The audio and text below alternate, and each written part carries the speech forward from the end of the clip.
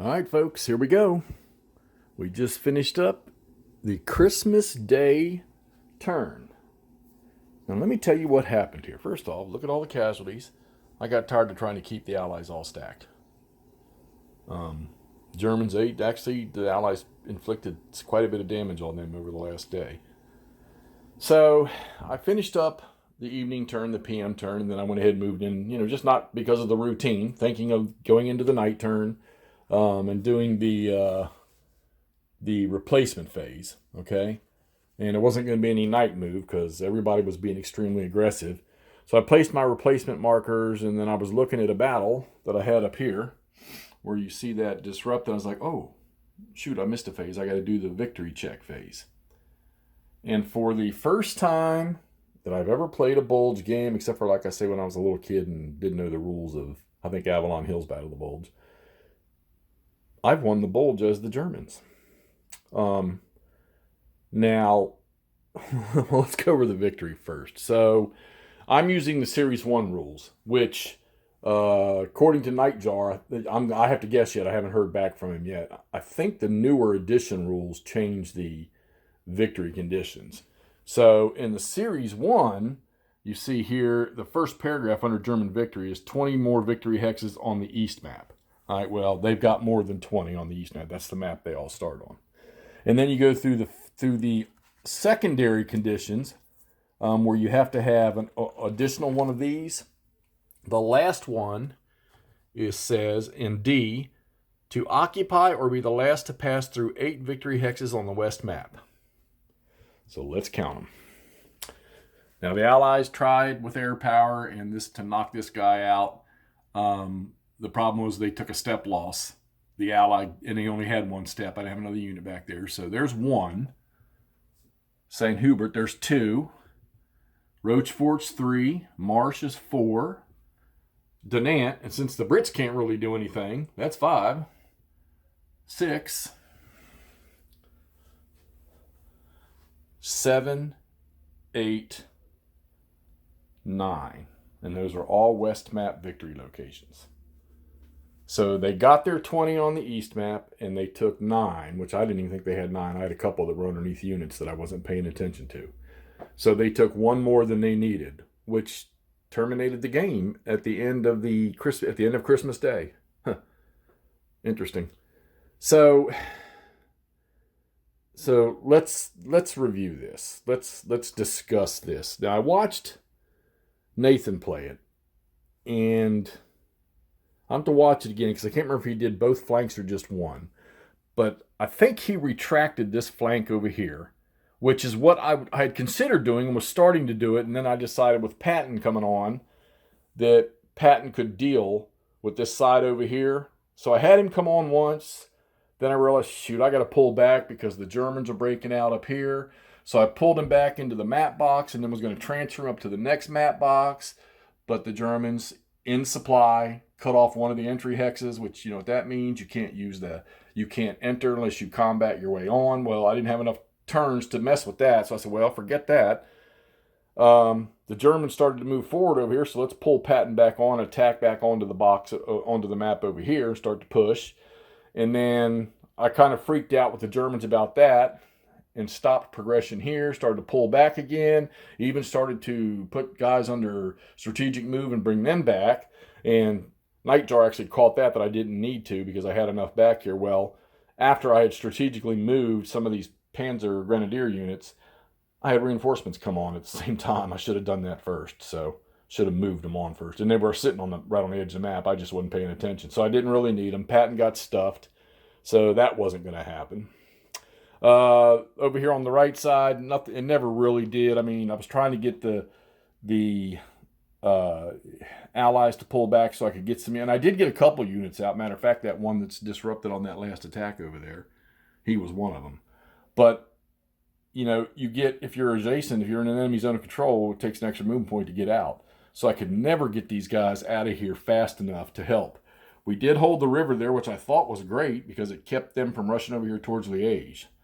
But the breakout in the middle, not Bastogne, but the breakout in the middle and me not responding fast enough, plus die rolls. I mean, I was getting risky with the Germans on a lot of these FF results, and I was rolling. And when you've got these Panzer units in certain terrain features, and they're elite, and they've got the TQs of 4 and 5, well, they just trash the American units. So I was getting great results off those die rolls, and then I got a lot of 1s and 2s on 4-1, 5-1, 6-1 die rolls where you get like D1s and they got a retreat 4. So while I didn't punish the Allied armor, because they were usually 3-steppers and they were pretty potent, having German stacks in the right place was just a super plus. The fuel shortage rule, it hit me a couple times where I got one roll where the 2nd and the 9th SS Panzer really they were fuel shortage and really were useless. But I played the optional supply depot rule. You see one right there, and it ended up being, I think it was C, or it was B. I don't know. It was a B or C. It ended up being B or C was the one. So, and here's the funny part. When I drew that, the fuel shortage roll, you get to take a -2 off the rolls. I rolled snake eyes. So it was like a waste for the fuel shortage thing because the Germans rolled snake eyes and nobody was affected anyhow. So they were stopped here on this river, so to speak. I started to pull the Allies back, see if I could block off those victory hexes over there, but I'm not so sure it mattered because I didn't have nothing. I couldn't get nothing up there. And this was just one of those choices where I just, 2 turns ago, I said, you know what, hell with it. The only way the Germans are going to win is to get after some of these hexes, these victory hexes, and take them. Because they're not going to cross those rivers. The British units are too strong, and if you do cross it, you're going to activate a couple of Allied armored units over there. And then, if we'd have got to the 26th, the Allies had, more Patton stuff would have come on, which could have been a plus for them. I don't know, but they would have had to hold these starting areas for, I think it's 2 turns, and I didn't see that happening. The Germans fortunately did, with the reinforcements they got here on the tail end, that was enough to take care of Patton. Bastogne, it got lost once, then it got retaken, or half of it did. Then it got lost again, and once it got lost the second time, that was it. So that opened up that whole alley right there. And I kind of thought, okay, well, there's my exploit, but there's not a ton of victory locations over here on this side of the map.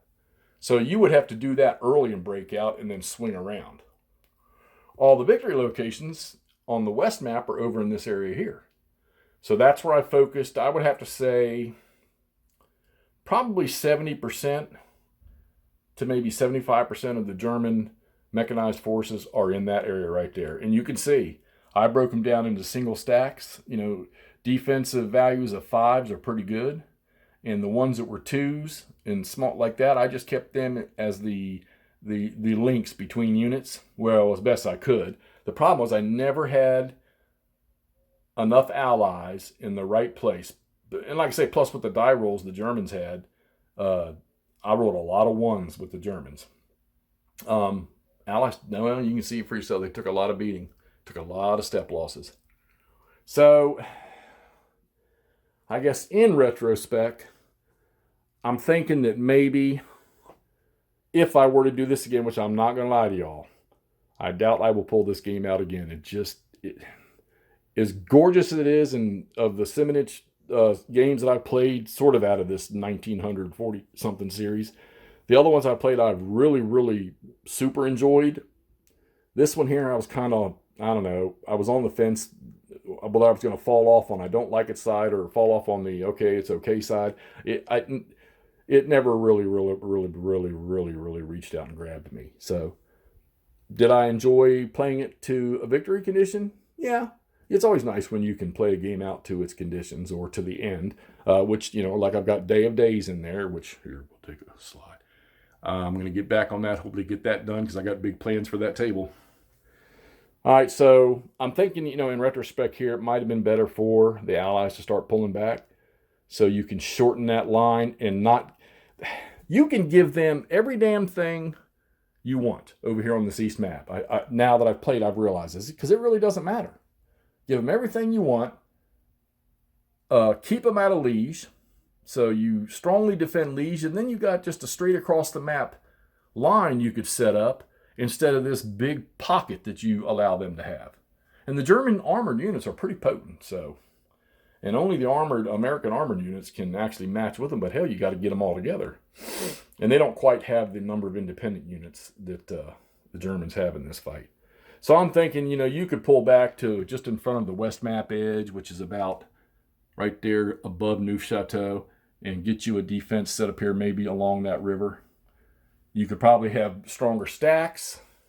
You could, you probably would be able to have a reserve to respond. Make it to the 23rd turn where the Jabos kicks in. You get the air power.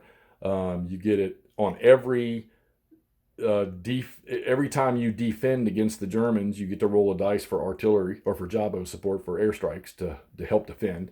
And then you get to roll a die for how many airstrikes you'll get per turn on the offensive side, which is half of whatever one die roll is, and you always round up. And that helped, but it still wasn't enough to fight off all the German probes. So yeah, I'm thinking next time if I were to do this again, I'm going to play some bigger ones here soon, is to pull back these flanks and set up something solid just on this side of the eastern, not on the western map, but on the eastern side of the western map. So you're not giving them those victory points and then defend the hell out of the Liège area. That would be my guess. If anybody else has got another good solid strategy for the Allies, I'm going to say that I failed the Allies in this one because I didn't respond fast enough. I think, like I said, I think I should have pulled back sooner and just sort of left screening forces or deflectionary forces in the front and focused on these major road gaps. So there we go. Ardennes 44, GMT 2003 Mark Simonitch game, one of that big chain of games he has from the World War II era. We're going to put this one in the books, and it's a German victory, which is still stunning to me. But hey, it's done. We'll just say that. Let's get this thing posted so y'all can see the results and cuss at me or applaud the Germans or boo the Allies and yell at the Brits for stopping for tea. All right, we'll talk to y'all soon.